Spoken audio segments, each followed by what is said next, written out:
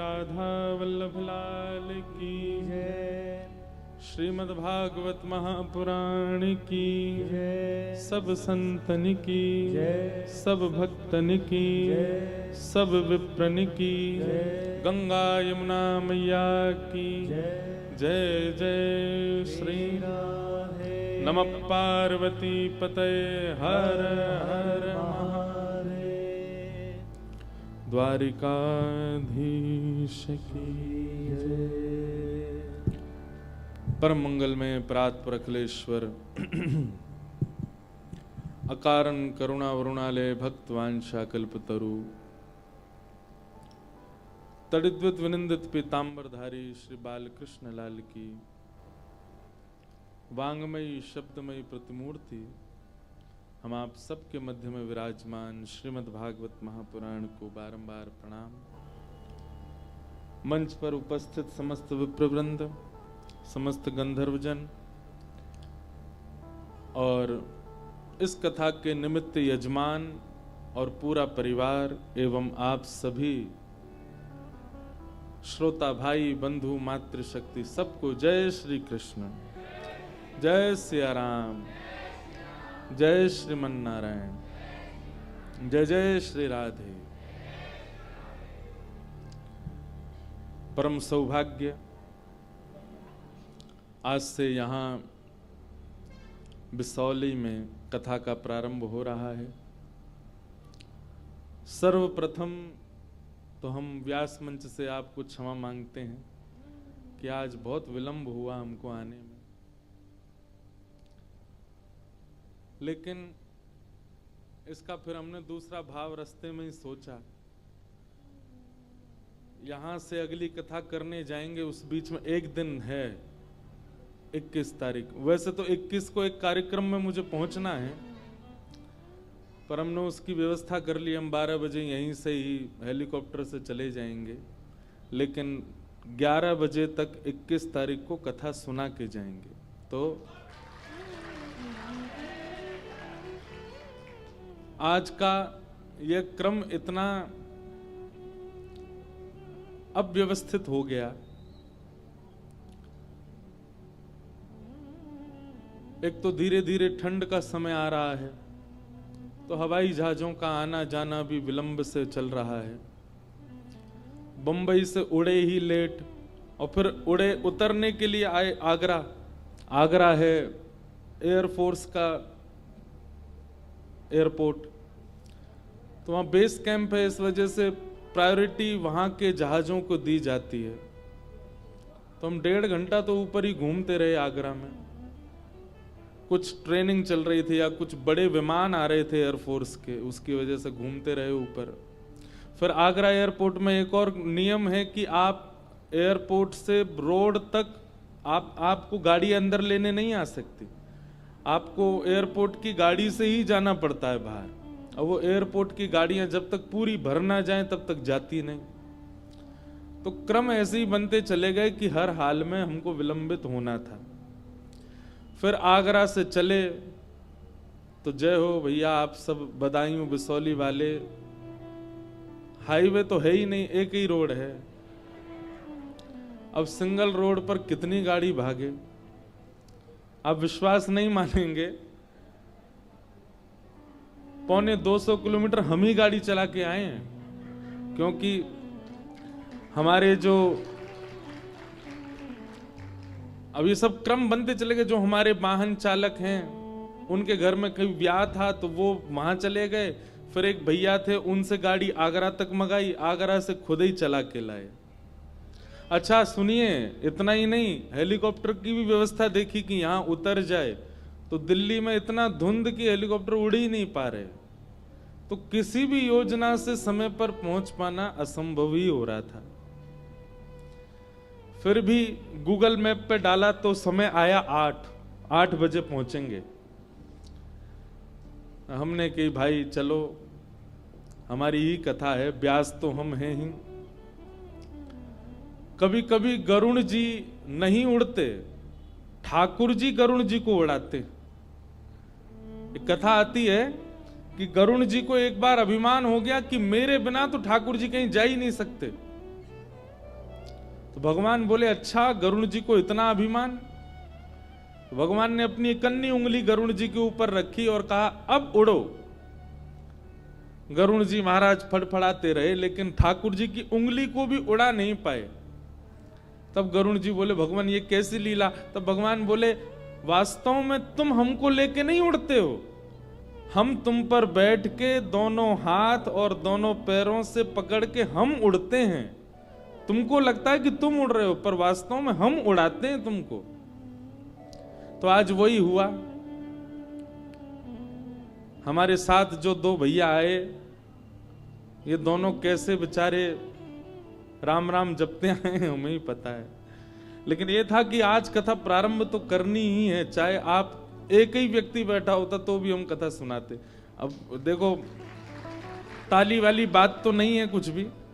1 बजे से कई लोग आकर के चले गए। 1 बजे का समय है कथा का और अभी कितने बज रहे हैं? 7:15 और कई लोग तो 1 बजे से ही बैठे।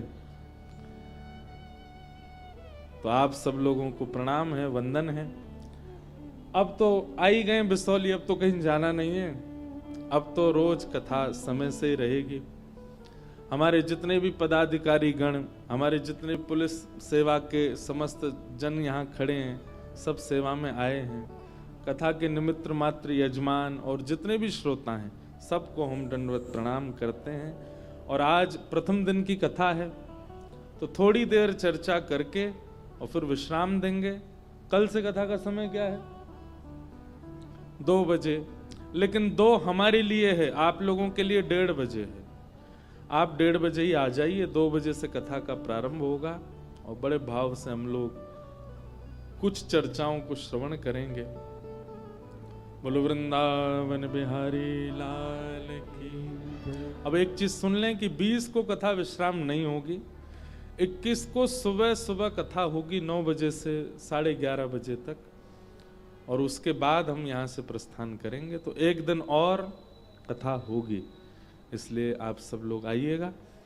महात्म की थोड़ी चर्चा हम लोग कर लें, 1-2 श्लोक सुन लें, एक प्रारंभ मात्र कर दें कथा का और फिर कल से कथा का प्रवाह चलेगा।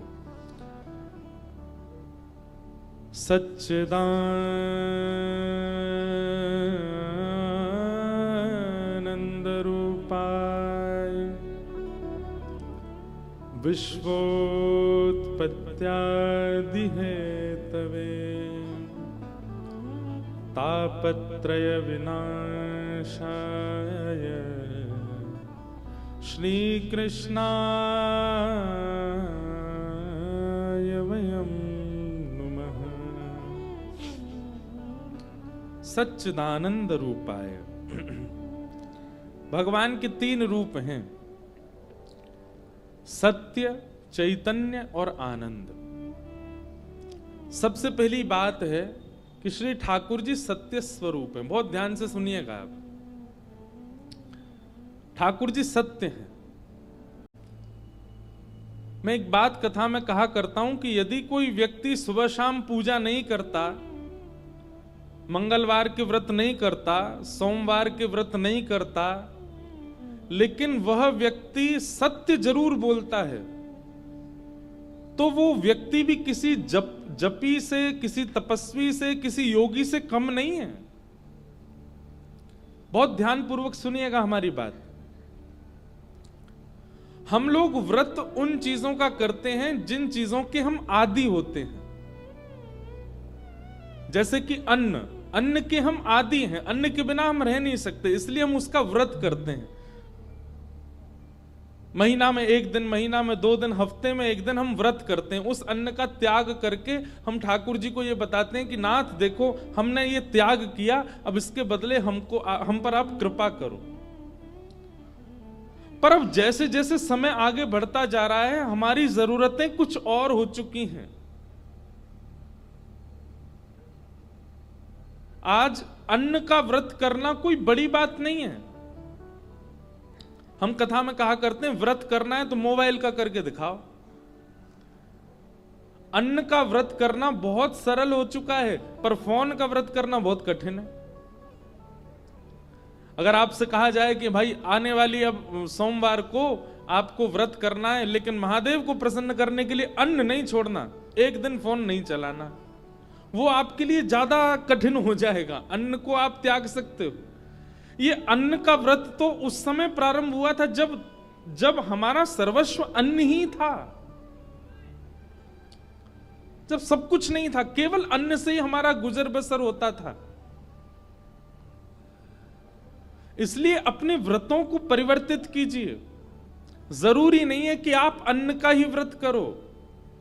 आप महादेव के पास जाकर के महादेव से प्रणाम करके कहो, हे महादेव, आने वाले इतने सोमवार तक, अब देखो श्रावण तो चला गया, पर अब आगामी अगले वर्ष का जो श्रावण आए, हमारे कहे से एक काम कीजिएगा, जितने सोमवार श्रावण में आते हैं सारे सोमवारों में अपनी बुरी आदतों का व्रत कीजिए।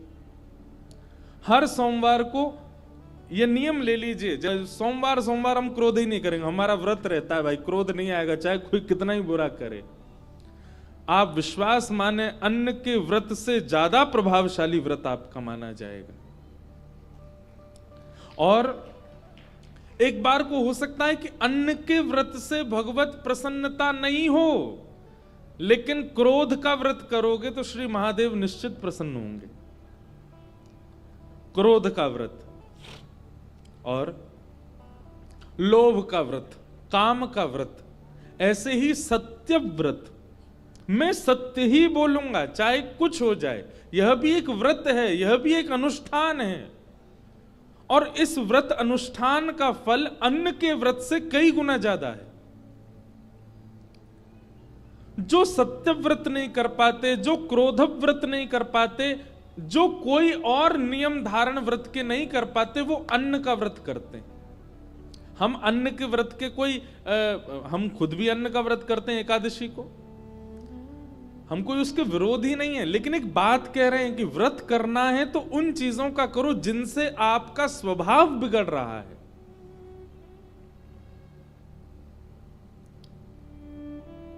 व्रत ऐसा करो क्योंकि सत्य भगवान का स्वरूप है। हफ्ते में एक दिन ऐसा रखिए कि चाहे जो हो जाए, इस दिन असत्य बोलना ही नहीं, मजाक में भी नहीं बोलना। तो आप कहीं ना कहीं हिमालय के तपस्वी के बराबर तप ही कर रहे हो, क्योंकि आप एक दिन पूरा सत्य बोल रहे हो। संसार में हर व्यक्ति झूठ बोलता है, हर दिन बोलता है।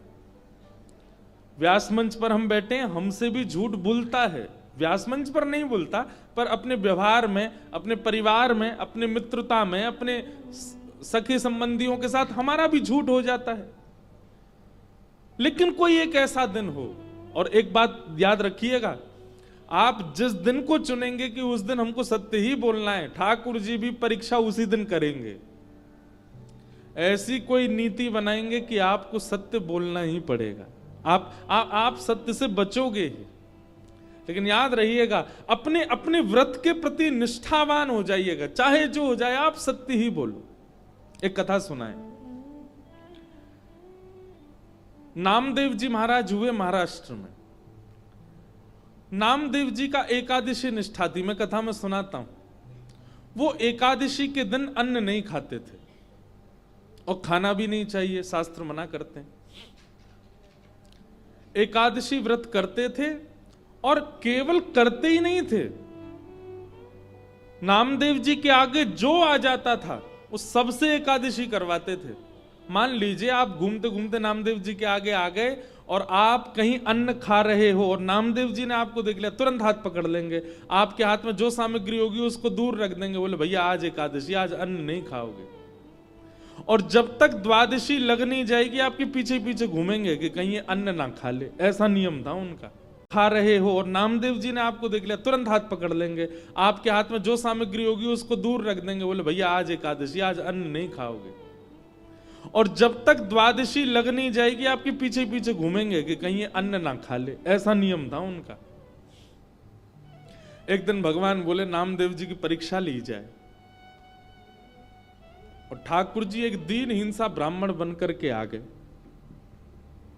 और एकादशी के दिन नामदेव जी के द्वार पर आकर के ठाकुर जी ऐसे गिर पड़े।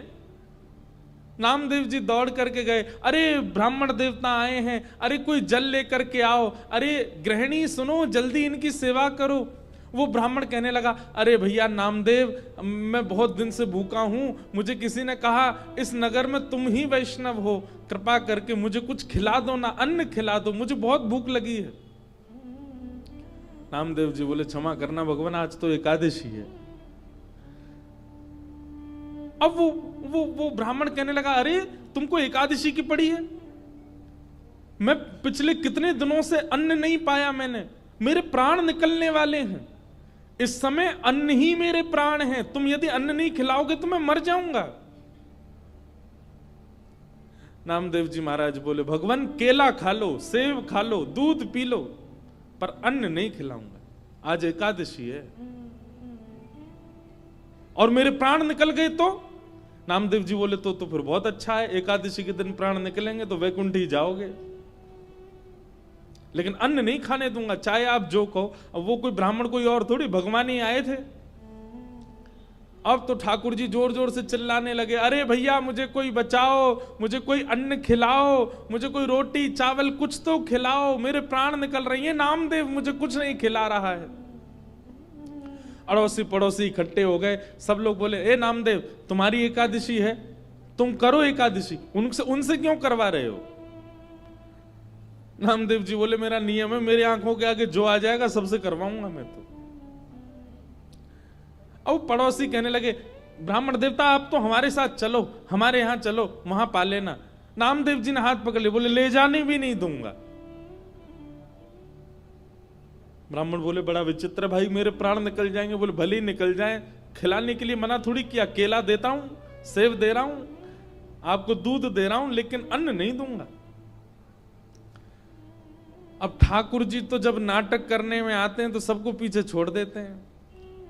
आहा, विलाप करते करते करते करते ठाकुर जी ने ऐसा नाटक किया कि प्राण निकल ही गए, लेकिन नामदेव जी ने अन्न नहीं खिलाया। जैसे ही उस ब्राह्मण के प्राण निकले, नामदेव जी महाराज नेत्रों से अविरल अश्रुधार गिरने लगी। सब लोग नामदेव पे चिल्लाने लगे, अरे ऐसी कैसी एकादशी तेरी कि तेरे द्वार पर आकर के एक ब्राह्मण ने अपने दम तोड़ दिए, ये एकादशी का व्रत मिला तुझे? नामदेव जी बोले, भैया मेरी निष्ठा की वजह से ब्राह्मण के प्राण गए हैं, इसलिए मैं अपने आप को दंड स्वयं दूंगा। एक चिता बनाई, चिता में उस ब्राह्मण का शव पधरा दिया और स्वयं भी उस चिता में बैठ गए, अपनी पत्नी को भी बिठाया, अपने पूरे परिवार को बिठा लिया। बोले हम सब इनके साथ अपने देह का त्याग कर देंगे। जैसे ही चिता में अग्नि प्रज्वलित हुई, वो ब्राह्मण का शव उठ करके खड़ा हो गया, शंख चक्र गदा पद्मधारी श्रीमन नारायण प्रकट हो गए और नामदेव को चिता से उछाल करके बाहर ले आए, हृदय से लगा लिया। अरे मेरे नामदेव, अरे मेरे नामा, ये कोई ब्राह्मण नहीं था, ये तो मैं ही आया था तुम्हारे व्रत की परीक्षा लेने के लिए। मान गए तुम्हारी निष्ठा को। बंधुओं, नियम करना बड़ी बात नहीं है। कई लोग नियम का पालन करते हैं। कई लोगों का नियम है, सुबह 4 बजे उठेंगे, उठ करके स्नान करेंगे, हनुमान जी का चोला चढ़ाएंगे, शंकर जी का अभिषेक करेंगे, आदि आदि जो भी उनके नियम करना बड़ी बात नहीं है, पर नियम कितनी निष्ठा से किया जा रहा है ये बड़ी बात है।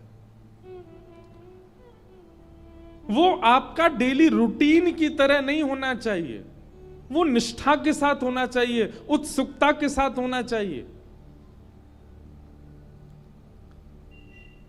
तो भगवान का स्वरूप है सत्य। अगर व्यक्ति बहुत कुछ नियम नहीं करता लेकिन सत्य का आचरण करता है तो वह व्यक्ति भी एक धार्मिक व्यक्ति माना जाएगा। क्यों? क्योंकि सत्य भगवान का स्वरूप है। कोई व्यक्ति नित्य मंदिर नहीं जाता परंतु नित्य सत्य बोलता है तो वो व्यक्ति धार्मिक है। अच्छा, एक और बात, सत्य के भी एक पैमाने होते हैं। कहां बोलना चाहिए, कितना बोलना चाहिए, कैसा बोलना चाहिए, यह भी पता होना चाहिए। कई बार कई सत्य अच्छे नहीं होते, कई सत्य अच्छे नहीं होते। मेरे भाई अरविंद कुमार की कुछ महीने पहले एक्सीडेंट में डेथ हो गई। उन्होंने पॉलिसी बाजार से टर्म लाइफ इंश्योरेंस लिया हुआ था, जो अब भाभी के घर के खर्च और बच्चों की पढ़ाई में काम आएगा। पॉलिसी बाजार की टीम ने क्लेम दिलवाने में हमारी पूरी मदद की। क्लेम के टाइम पे आपकी हेल्प के लिए हमेशा तैयार। पॉलिसी बाजार, 1 करोड़ का टर्म लाइफ इंश्योरेंस सिर्फ 470 रुपए महीने से शुरू। तो बोल दोगे तो एक के प्राण चले जाएंगे। तो कहीं कहीं प्राण की रक्षा के लिए, कहीं कहीं किसी की कुशलता के लिए सत्य नहीं भी बोलना चाहिए, परंतु यह आपको कौन सिखाएगा? ये सत्संग सिखाएगा। ये विवेक बुद्धि आपको सत्संग कथा प्रदान करेगी कि कहां, कब, कैसे, क्या, कितना बोलना है।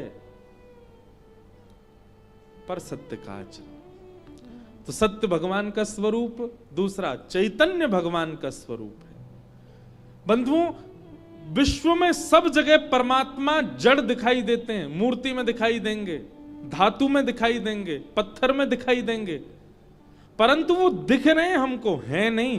वो वास्तव में चैतन्य है, हमारी तरह है। हमारी तरह उनको भी सर्दी लगती है, उनको भी गर्मी लगती है, उनके भी हाथ पांव सीधे होते हैं, वह भी एक रूप में रहते हैं। हमारी बुद्धि जड़ है, इसलिए परमात्मा जड़ दिखाई दे रहा है।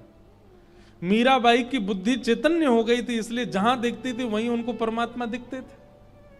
सूरदास की बुद्धि चैतन्य हो चुकी थी, नेत्र ना होने के बाद भी उनको परमात्मा दिखते थे।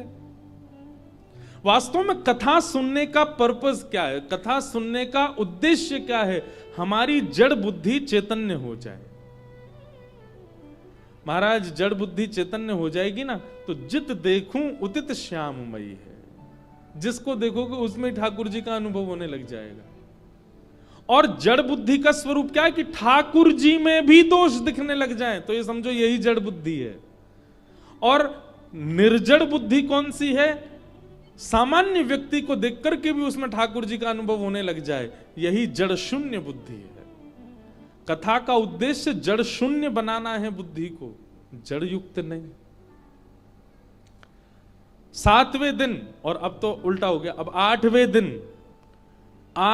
दिन कथा। वैसे हम पता कितने 2, 3, 4 साल बाद करीब 8 दिन की कथा करेंगे। अभी समय ही नहीं रहता तो 7 ही दिन का करते हैं, परंतु आज का विलंब होना बिसौली के लिए बोनस हो गया। हम रास्ता में बात करते आ रहे पंडित जी से, मैंने कहा कहीं से पंखा भेज दो, मेरी गाड़ी उड़ के आ जाए, पहुंच जाऊं। फिर अंत में हमने कहा भाई एक काम करो, 21 को हमको 1 बजे तक एक स्थान पर पहुंचना है, तो यहीं से उड़ के चले जाएंगे, लेकिन 21 को कथा सुना के जाएंगे। तो यह भी एक आनंद है।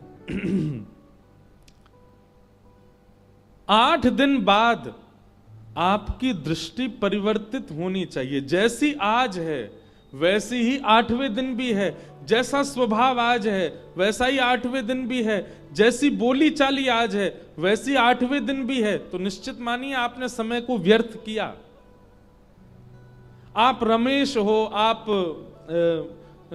आप रमेश हो, आप मुकेश हो, जो भी यहां बैठे हो, आज जैसे हो 8वें दिन वैसे नहीं होने चाहिए।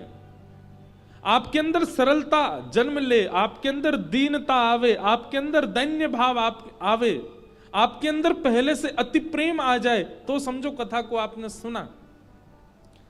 आज जितना क्रोध है उतना कथा सुनने के बाद भी है, आज जितना लोभ है उतना कथा सुनने के बाद भी है, तो फिर काय बात की कथा? अरे भाई, औषधि लेने के बाद तो रोग दूर होना चाहिए। औषधि लेने के बाद भी रोग दूर नहीं हो रहा है, इसका मतलब क्या है?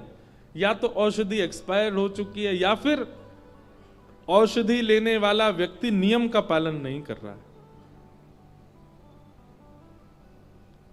इसलिए भैया, इन सप्त दिवस की कथा से मन, बुद्धि, नेत्र सब परिवर्तित होने चाहिए। सब में एक सुधरा हुआ व्यवहार आना चाहिए, ऐसी भावना। सच्चिदानंद रूपाय, भगवान का सत्य स्वरूप है। दूसरा स्वरूप ठाकुर जी का चैतन्य है। वो जड़ भले ही हैं, परंतु दिख रहे हैं जड़ है नहीं, वो साक्षात चैतन्य है। और तीसरा भगवान का रूप है आनंद। आनंद रूपाय। भगवान आनंद है। अब देखो एक बात, हमारी तरफ देखो सब लोग, जितने लोग बैठे हो, कथा का समय 1 बजे से और हम मंच पर आकर के बैठे 7 बजे, लगभग 6 घंटे बाद, 6 घंटे बाद कथा कहनी प्रारंभ करी, परंतु यहाँ जितने लोग बैठे हैं 6 घंटे की थकान भूल गए। 6 घंटे का जो भी उनके मन में भाव आया, जो भी उनको थकान हुई, सब भूल भाल गए। और 6 घंटे बाद जैसी कथा प्रारंभ हुई, आप सब अपने आप प्रसन्न हो गए। सबके मुख पे एक अद्भुत प्रसन्नता आ गई। हम तो सुबह के निकले हैं, पूरे दिन के और रात में भी 3-4 बजे तक जागे रहे, जिस काम के लिए गए थे, सोए भी नहीं। परंतु यहां 7 बजे बैठते ही एक अद्भुत आनंद, एक अद्भुत संचार चित्त में आ गया। इसी को ही ठाकुर जी का स्वरूप माना गया। ये जो हमारे साथ हुआ 7 बजे के बाद, यही ठाकुर जी है। ये अनुभूति, यह अनुभव, यह ऊर्जा, यही श्री कृष्ण है। आनंद रूप है। भगवान का स्वरूप आनंद है। इसीलिए चौथे दिन गाया जाता है, हाथी दीने घोड़ा दीने और दीन पालकी, बालकन को लाडू पेड़ा बूढ़िन को लापसी, नंद घरानंद भयो जय कन्हैया। अभी यही भाव है कि बिसौली में आनंद भयो और आगामी 7 दिन के लिए आनंद भयो। अब यहां आनंद ही आनंद होगा। आपकी जितनी चिंताएं हैं, आपके जितने विषाद हैं, सब भूल जाएंगे जब आप कथा में आएंगे। भले ही बाहर याद रहें, पर यहां जब कथा सुनने लग जाएंगे, सब निश्चित है कि आप भूल जाओगे। किस स्थिति में आ जाओगे? आनंद। और वही आनंद श्री कृष्ण है, वही आनंद परमात्मा। तो भगवान के 3 स्वरूप हैं, सत्य, चैतन्य और आनंद। सच्चिदानंद रूपाय। 3 भगवान के काम हैं। क्या? उत्पत्ति करना, विश्व की पालन करना और संहार करना। और 3 भगवान के स्वभाव हैं। क्या? तापत्रय विनाशाय। आदिदैविक, आदि भौतिक, आध्यात्मिक, तीनों तापों का जो विनाश कर देते हैं। ऐसे श्री कृष्णाय वयम नमः।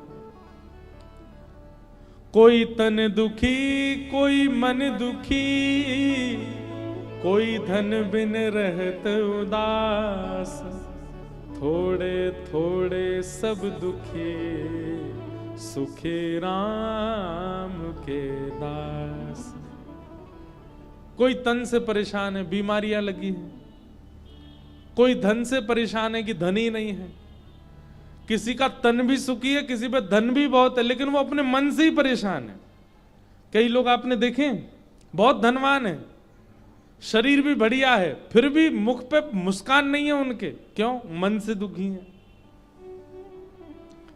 थोड़े थोड़े सब दुखी, सब दुखी है संसार में, केवल एक सुखी है। कौन? सुखी राम के दास, सुखी कृष्ण के दास।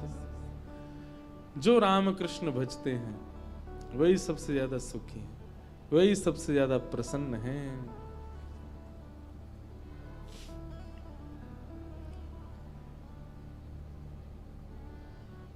हरि का भजन करो, हरि है हमारा। हरि का भजन सब लोग गाओ।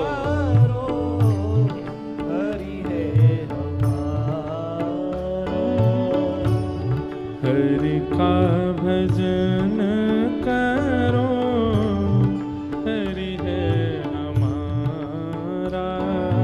हरि का भजन करो, हरि है हमारा। हे हरि नाम लेने वाला, हरि नाम लेने वाला, हरि नाम गाने वाला, हरि नाम लेने वाला, हरि का है प्यारा। हरि का भजन करो,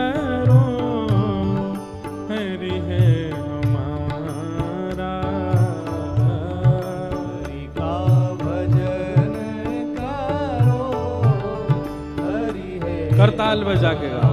श्री राधा रमण लाल की।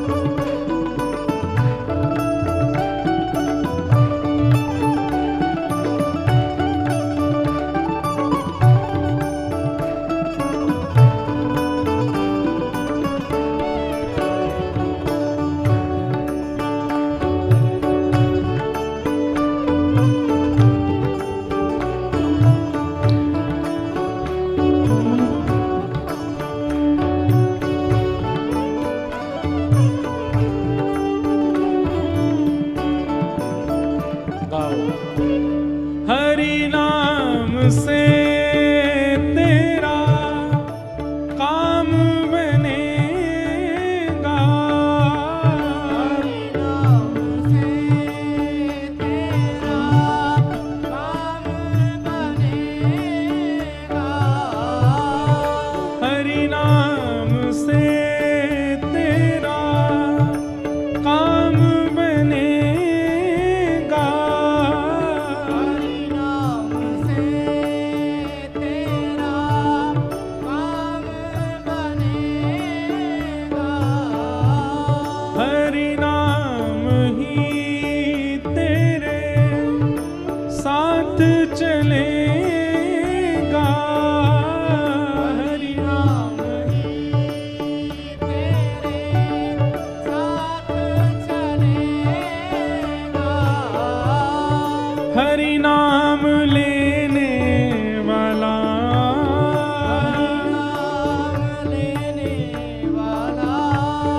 प्रभु नाम गाने वाला। नाम गाने वाला। हरि का है प्यारा। हरि का भजन करो। हरि है हमारा। हरि का भजन करो। हरि है हमारा। हरि का भजन करो।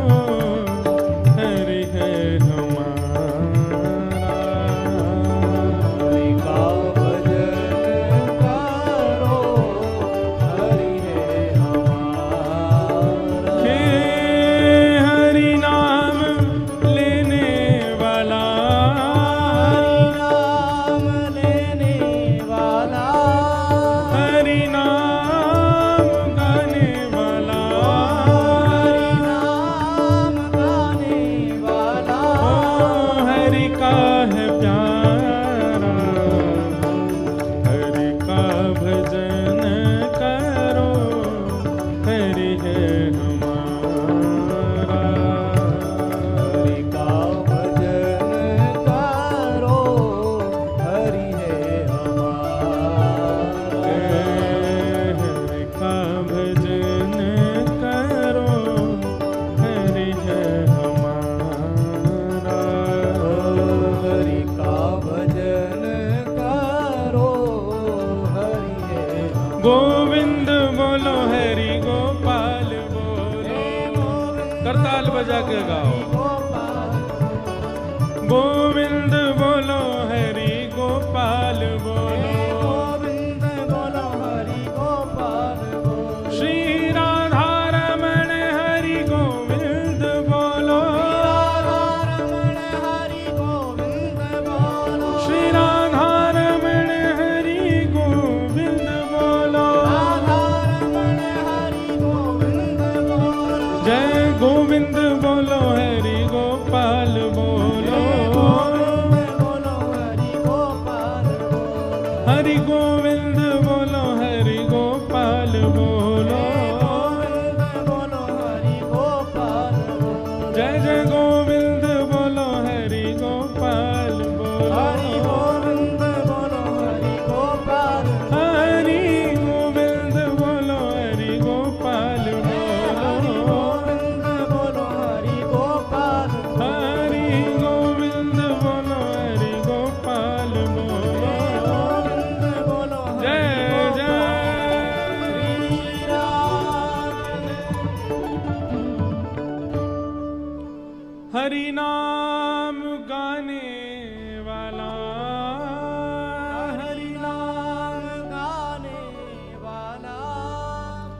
हरि का है प्यारा, हरि का भजन करो, हरि है हमारा। हरि का भजन करो, हरि है हमारा। हरि स्मृति सर्व विपद विमोक्षणम। ऐसे हरि जो त्रिकालावाधिक हैं, सत्य, चैतन्य और आनंद, जिनके कर्म उत्पत्ति, पालन और प्रलय, जिनका स्वभाव आदिदैविक, आदि भौतिक, आध्यात्मिक तापों से ग्रसित को प्रसन्न करना, ऐसे श्री कृष्ण को हम बारंबार प्रणाम करते हैं। आज भागवत जी का महात्म्य है। महात्म्य का मतलब क्या होता है? महत्व। तो जो 8 दिन की कथा होती है उसमें विशेष रूप से कथा तो दूसरे दिन से ही शुरू होती है, पहले दिन महात्म्य होता है। मतलब हमारे सप्ताह जो काउंट होंगे वो कल से होंगे। आज प्रथम दिन केवल महात्म्य है। अगर 7 दिन की कथा होती है तो महात्म्य और प्रथम दिन दोनों पहले दिन ही करने होते हैं, तो फिर 7 दिन में कथा होती। महात्म्य की थोड़ी चर्चा बस प्रारंभ मात्र करके फिर कथा को विराम देते हैं। भक्ति महारानी के 2 पुत्र हैं, ज्ञान और वैराग्य। भक्ति सबके चित्त में है, भक्ति सबके अंदर होती है, परंतु कोई भी व्यक्ति ज्ञान और वैराग्य के आदि नहीं होते। इस पंडाल में भी, बिसौली में, बदायूं में, बरेली में, आसपास के क्षेत्रों में भक्तों की गिनती यदि करोगे तो लाखों में हो जाएगी, परंतु ज्ञानियों की गिनती करोगे, वैरागियों की गिनती करोगे तो शायद उंगली में गिन पाओ, इतने ही मिलेंगे। बहुत ध्यानपूर्वक सुनिएगा। और जबकि भक्ति के ही ये दोनों पुत्र हैं, ज्ञान और वैराग्य। लोग प्रश्न करते हैं, हम इतने वर्षों से सेवा कर रहे हैं, इतने वर्षों से पूजा कर रहे हैं, इतने वर्षों से हमारा ये नियम चलता आ रहा है, दान कर रहे हैं, पुण्य कर रहे हैं, फिर भी महाराज जी मन में शांति क्यों नहीं है? आप भक्ति तो कर रहे हो, पर भक्ति के 2 पुत्र ज्ञान और वैराग्य को त्याग रखा है। और जब पुत्र ही नहीं होंगे तो मां प्रसन्न कैसे रह सकती है, या मां प्रसन्न कैसे रख सकती है? भक्ति के ये 2 पुत्र हैं, ज्ञान और वैराग्य। इनको जीवन में स्थान देना अति अनिवार्य है।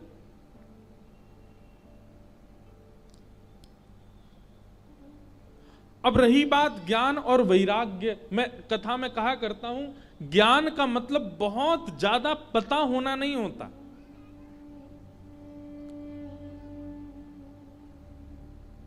एक बात बहुत ध्यान से सुनिएगा। रसोई घर में मिर्च भी है, हल्दी भी है, धनिया पाउडर भी है, जीरा भी है, राई भी है। ये सब मुझे इसलिए पता क्योंकि हम पे भी भोजन बनाना आता है। हींग भी है और तेज पत्ता भी है, घी भी है, तेल भी है, घिया भी है, टमाटर भी है, आलू भी है, सारी सामग्री हैं, लेकिन बनाना भोजन नहीं आता। उसका क्या फायदा? रसोई है, सामग्रियां सादी हैं, लेकिन सामग्रियां सारी हैं, लेकिन पकाना नहीं आता, उसका निर्माण करना नहीं आता, तो इन सब व्यवस्थाओं का क्या फायदा? ठीक वैसे ही भक्ति तो है, पर उसके पुत्र ज्ञान और वैराग्य यदि नहीं है तो भक्ति कहीं ना कहीं अधूरी रहेगी। और ज्ञान का मतलब बहुत पता होना, बहुत नॉलेज होना नहीं होता। ज्ञान का मतलब होता है जितना पता है उसका सदुपयोग करना, उसको व्यवस्थित करना, इसको ज्ञान कहते हैं। क्या रावण नहीं जानता था कि अबला स्त्री को हरण करना ये शास्त्र विरुद्ध बात है? इतना बड़ा ज्ञानी, इतना बड़ा पंडित उसको नहीं पता था कि एक महिला का हरण नहीं करना चाहिए, पता था, वो जानता था, वो ज्ञानी था। उसके पास में ज्ञान तो है पर उस ज्ञान का विवेक नहीं है, उसका सदुपयोग कैसे करना चाहिए ये उसको नहीं आता। ये सत्संग सिखाता है।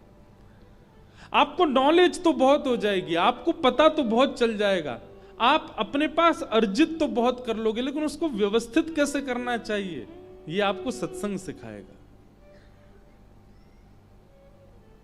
इसलिए सत्संग से मिला जो ज्ञान होता है ना, उसी ज्ञान को विवेक कहते हैं, और विवेक जो होता है वो सदैव सद्मार्ग की ओर ही ले जाता है।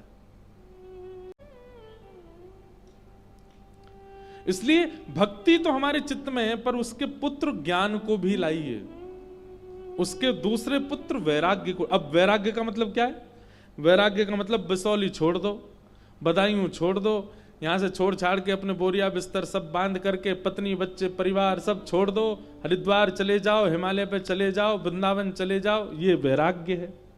नहीं, ये वैराग्य नहीं है। वैराग्य का मतलब शरीर से सबका त्याग करना नहीं होता है, अपनी उपस्थिति को अनुपस्थिति बना देना वैराग्य नहीं होता है। वैराग्य का मतलब होता है भले ही देह से आप वहां उपस्थित हो पर मन आपका उससे विचलित नहीं होता, इसको वैराग्य कहते हैं। घर छोड़ के चले गए वैराग्य लेकर के हिमालय में, लेकिन 24 घंटा चिंतन चल रहा है पत्नी का ही, 24 घंटा चिंतन चल रहा है बच्चों का, 24 घंटे चिंतन चल रहा है। पत्नी होती तो बढ़िया फूली फूली रोटी बनाती हैं, आलू की सब्जी से प्रेम से पाते। अब यहाँ वैराग्य लेकर के हिमालय पे आ गए, भिक्षा मांगनी पड़ती है, किसी किसी दिन तो मिलती भी नहीं है, कुछ भी रूखा सूखा खा के गुजर बसर करना पड़ता है। ऐसा वैराग्य किस काम का? एक बात याद रखिएगा, ग्रह त्याग करके वैराग्य कोई एक दो ही कर पाते हैं, वैराग्य तो घर में रह करके होता है। और वैराग्य का मतलब क्या है? सबके बीच रहते हुए भी, सारे संबंध नियम निभाते हुए भी किसी के प्रति आसक्ति ना रखना, इसको वैराग्य कहते हैं। यह मूल वैराग्य है। सामने वाले को लगता है कि आप बिल्कुल घरेलू हो, आप बिल्कुल संसारी हो, पर केवल आप बाह्य रूप से उसको दिखा रहे हो कि आप संसारी हो, पर मन से आप पूर्ण विरक्त हो। आपके चित्त में किंचित भी संसार के प्रति आसक्ति की भावना नहीं है, इसी को वैराग्य कहते हैं। 56 भोग सामने रखे हैं, वहां से उठ करके नहीं गए आप, बैठे हैं 56 भोग के बीच में ही, लेकिन अपनी जीभ पर पानी नहीं आने दे रहे हैं, इसको वैराग्य कहते हैं।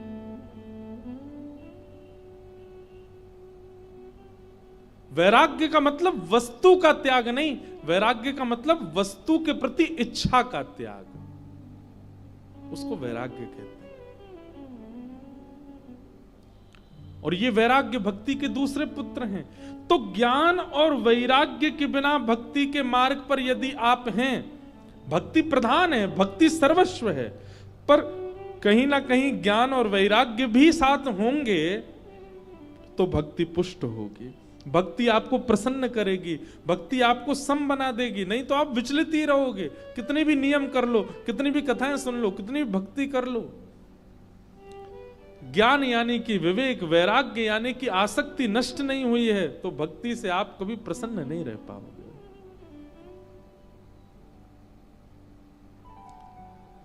तो भक्ति के दो पुत्र हैं, ज्ञान और वैराग्य। दोनों वृद्ध हो गए थे, तब भक्ति महारानी ने नारद जी से कहा कि मेरे पुत्रों की युवावस्था के लिए कुछ उपाय करो। ये दोनों वृद्ध हो गए, मैं युवा हूं, ये दोनों वृद्ध हैं।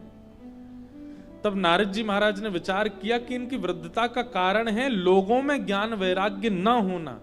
लोगों में भक्ति है इसलिए भक्ति युवा है, ज्ञान वैराग्य नहीं है इसलिए ज्ञान वैराग्य दोनों वृद्ध हो गए। तो मानव के चित्त में ज्ञान वैराग्य जब उदित होगा तभी ये दोनों की जीर्णता, दोनों की वृद्धावस्था जाएगी। और उसके लिए क्या करना पड़ेगा? तब भ्रमण करते हुए नारद जी महाराज बद्रीनाथ गए और तब वहां सनक सनंदन सनातन सनत कुमारों ने उनको एक अद्भुत यज्ञ के विषय में बताया, जो कि आज से बिसौली में प्रारंभ हुआ है, जिसका नाम है श्रीमद् भागवत सप्ताह कथा ज्ञान यज्ञ, ज्ञान महायज्ञ।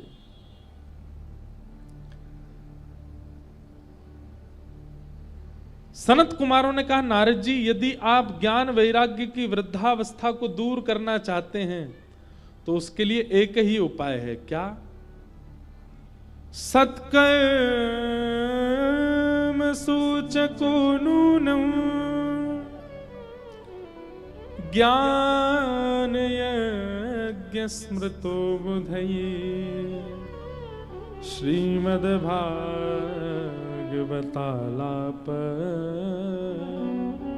सतु गीत सुखादिबे।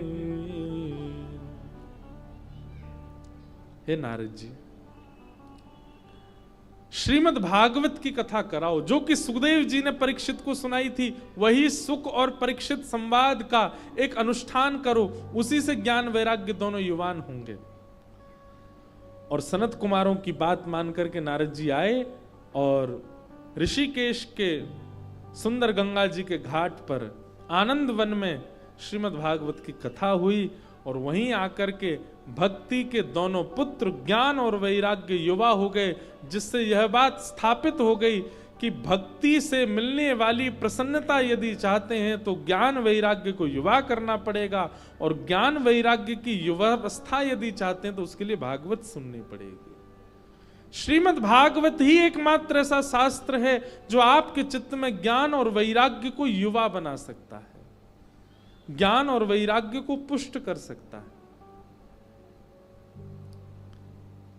भक्ति सुतौ तौ तरणौ गृहीत्वा प्रेमैक रूपा सहसा विरासित श्री कृष्ण गोविंद हरे मुरारे नाथेति नामानि मुहुर्वदन्ते।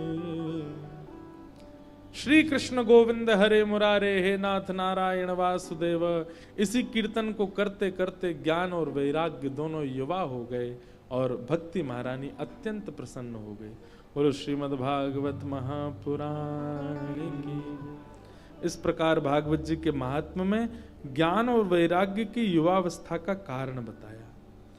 फिर दूसरी कथा आती है धुंधुकारी की। आत्मदेव नाम के ब्राह्मण थे, उनके कोई संतान नहीं थी। तब एक संत ने उनको एक फल दिया और कहा अपनी पत्नी को खिलाना, इससे तुम्हारे घर एक संतान होगी।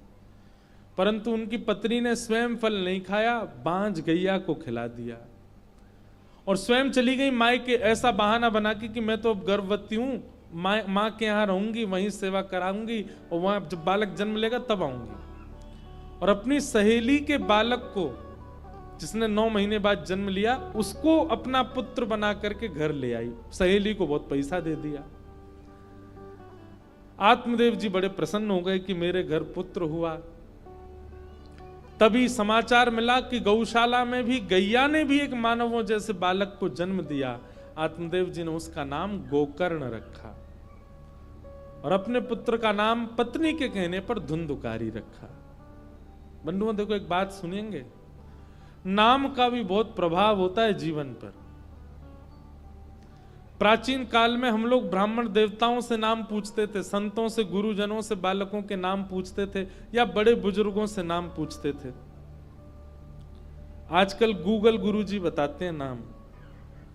बच्चों के नामकरण कौन कर रहे हैं? गूगल जी करते हैं। अब बिसौली का तो नहीं पता, बड़े शहरों में आप चले जाओ, बालक का जन्म होते ही जैसे जो अक्षर आएगा, ए अक्षर आया तो गूगल पे डाल देते हैं boys name from letter A, फिर नाम बताते हैं बहुत सारे। अब जो जनरेशन आ रही है ना, उनका, हम लोगों के, हमसे बड़े लोग जो यहाँ बैठे हैं, हम लोगों का नामकरण तो आचार्यों ने, ब्राह्मणों ने, संतों ने किया या हमारे बड़े बुजुर्गों ने किया। पर अब जो जनरेशन आ रही है उनका नामकरण गूगल गुरुजी करते हैं, इसीलिए वो 3 साल के होते ही उनको वही चाहिए, इंटरनेट ही चाहिए, वो अपने गुरुजी के पास ही भागते हैं, फोन ही चाहिए उनको। माँ कितना भी बैठाए, पिताजी कितना भी घुमाए, उससे उस बालक को चैन ही नहीं है, लेकिन फोन खोल के धर दो सामने, खुश हो जाता है, उसको लगा ओहो यही तो मेरे गुरुजी हैं, इन्होंने तो मेरा नामकरण किया था। अब भी बदलाव हो सकता है,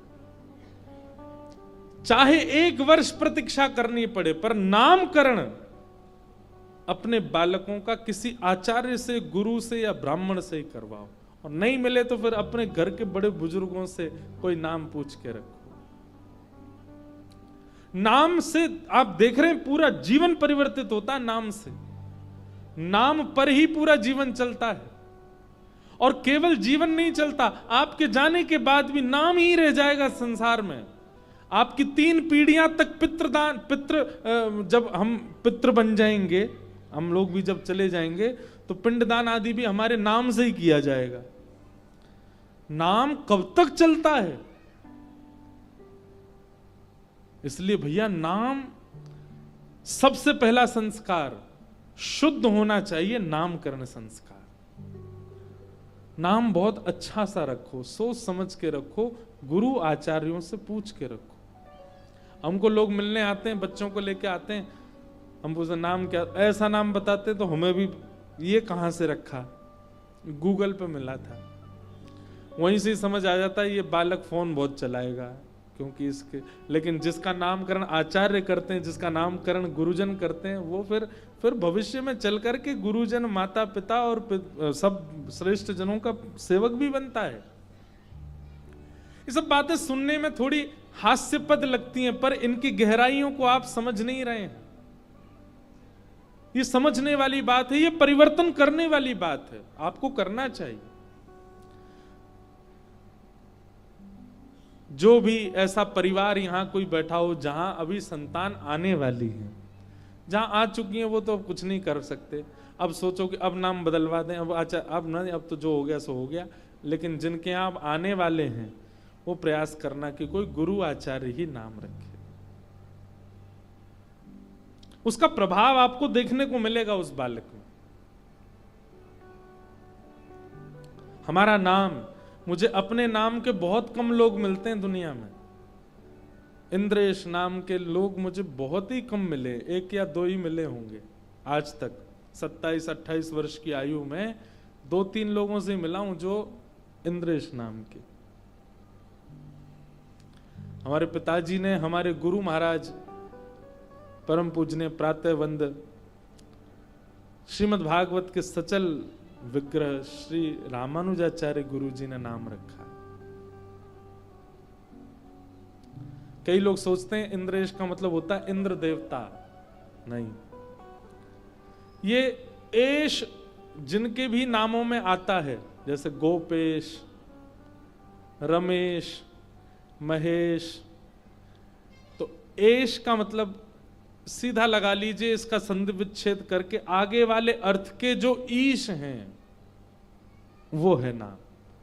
तो इंद्र के जो ईश यानी कि श्री कृष्ण, जब उन्होंने गिरिराज जी उठाए तो इंद्र का मान मर्दन किया, इसलिए नाम पड़ा इंद्रेश। अब देखो कितना अच्छा अर्थ है।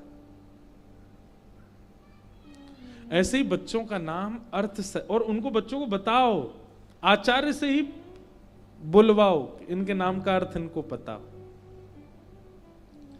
फिर देखिएगा जैसा उसका नाम है ना, वो वैसा ही बनता चला जाएगा। अब नाम ही रखा बालक का मोंटी, तो मोंटी ही बनेगा वो वैसा ही बनेगा। नामकरण का प्रभाव होता है। ये कथा हम धुंधुकारी के प्रसंग में कह रहे हैं। उसका नाम धुंधुकारी, धुम धुम करोति धुंधुकारी, ऐसा ही हुआ। धुंधुकारी धीरे धीरे दोनों जैसे बड़े हुए। गोकर्ण पंडित ज्ञानी बना, धुंधुकारी महान दुष्ट बना। माता पिता पर ज्यादा प्रहार, हाथ आदि उठाने लगा। मां ने एक दिन अपने प्राण त्याग दिए। पिताजी घर छोड़ करके वन में चले गए। ऐसा पुत्र जिसके घर में आने से घर ही नरक बन गया। बंधु एक बात ध्यान से सुनिएगा हमारी, पुत्र घर में जन्म ले इस बात की होड़ मत कीजिए, पात्र जन्म ले।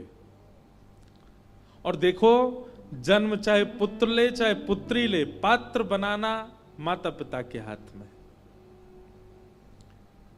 विवाह करना और उसके बाद गृहस्थी आगे बढ़ाना, यह बहुत बड़ा दायित्व होता है। आजकल लोग इसको मजाक में ले जाते हैं। हमारी प्रार्थना, पुत्र पढ़ा लिखा बने, पुत्र भविष्य में चल करके लाखों करोड़ों रुपया कमावे, ये सब माता पिताओं की इच्छा होती है। पर अब परिवर्तन कीजिए। रुपए कमाना कोई बहुत बड़ी बात नहीं हो गई है अब संसार में, कोई भी कमा लेता है। हम बहुत बड़ी बात नहीं कह रहे हैं, पर बहुत मेहनत करके पढ़ लिख करके एक डिग्री प्राप्त करने वाला व्यक्ति जितने रुपए कमाता है, उससे कई गुना ज्यादा बिना पढ़े लिखे भी कमा रहे हैं आजकल। इसका मतलब हम बढ़ावा नहीं दे रहे हैं उस चीज को, पर हम एक बात कह रहे हैं कि धन कमाना बहुत सरल हो गया है अब। माता पिता के चित्त में यह इच्छा नहीं होनी चाहिए कि हमारा बालक धन कमाने वाला बने। माता पिता के चित्त में यह इच्छा होनी चाहिए, चाहे जैसा भी हो, अच्छा इंसान बने।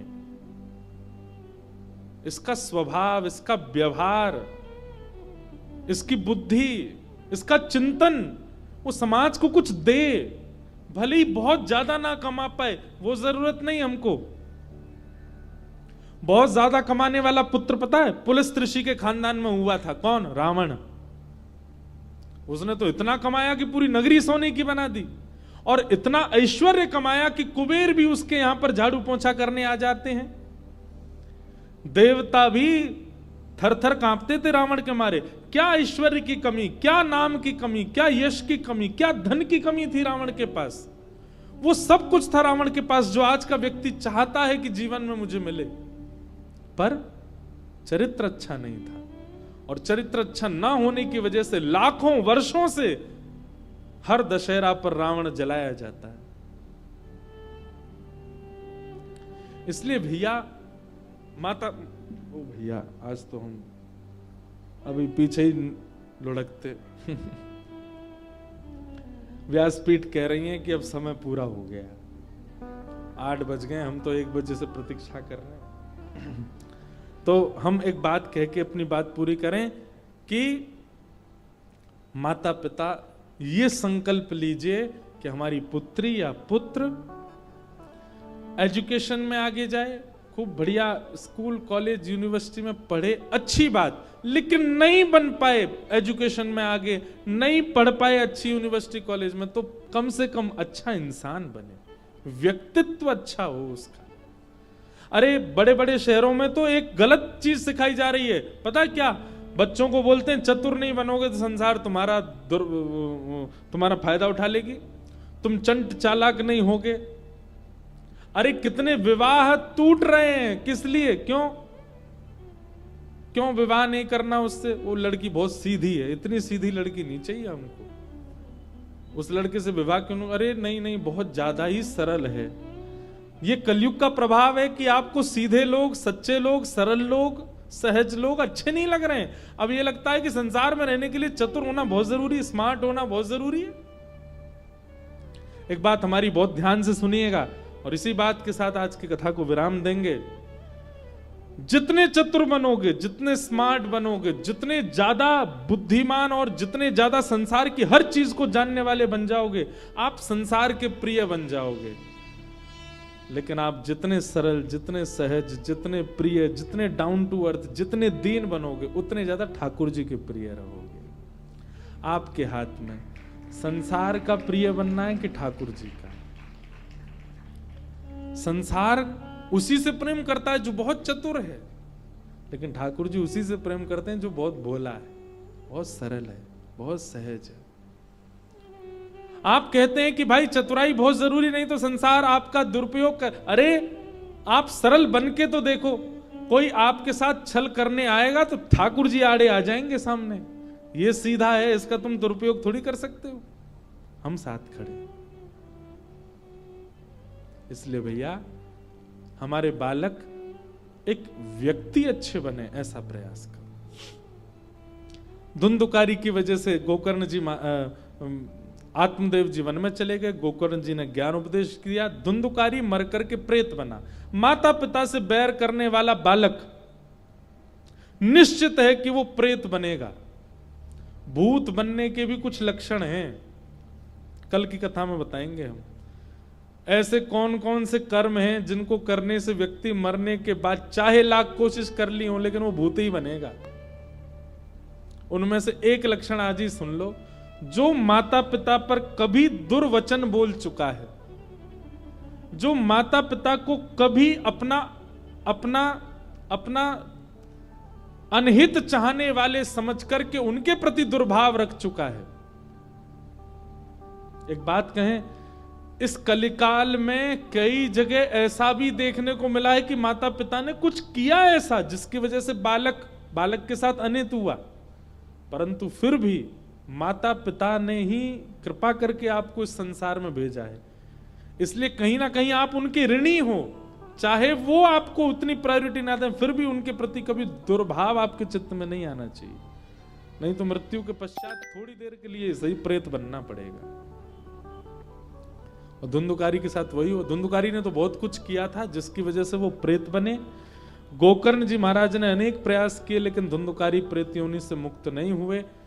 तब सूर्य भगवान ने गोकर्ण जी महाराज को कहा, इतना भयानक प्रेत योनि में पड़ा हुआ व्यक्ति भी मुक्त हो सकता है केवल भागवत की कथा से।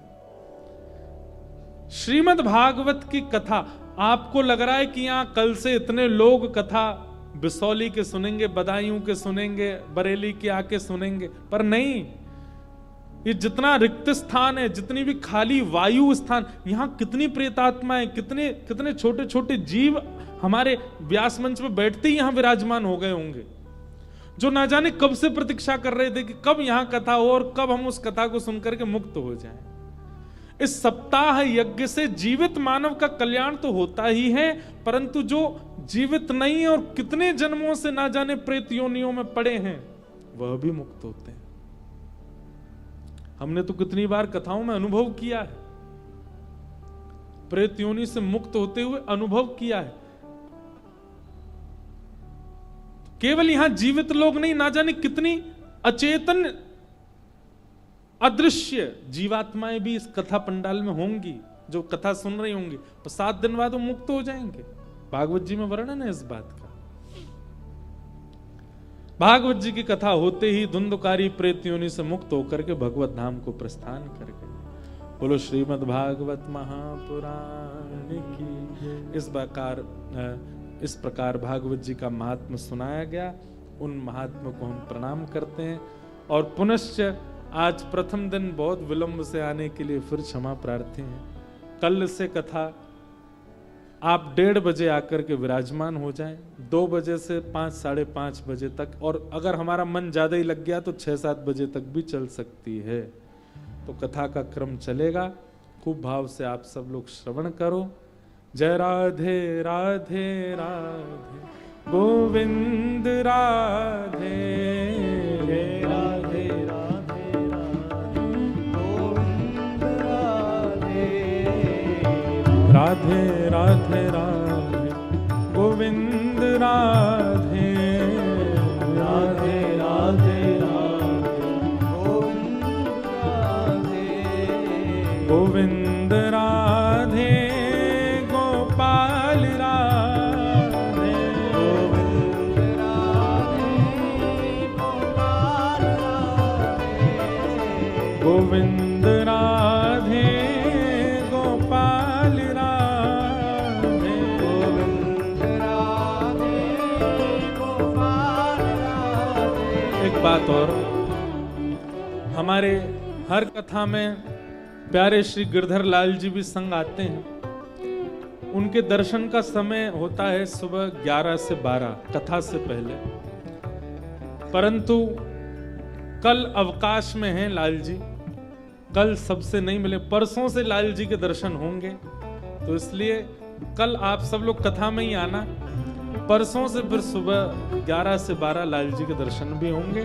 भाव से सब लोग जय राधे राधे राधे गोविंद राधे, राधे राधे राधे